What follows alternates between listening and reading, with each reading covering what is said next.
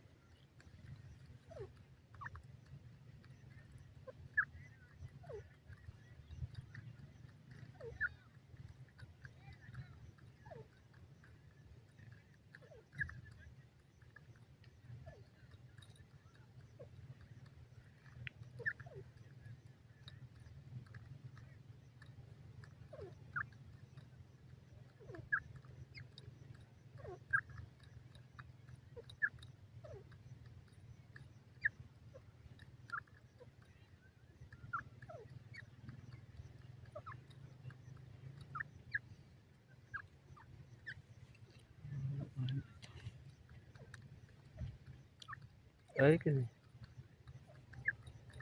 हाँ नहीं अभी सेटिंग किया नहीं हाँ नहीं लगी है। चैनल सेटिंग किया है मिशन जाने था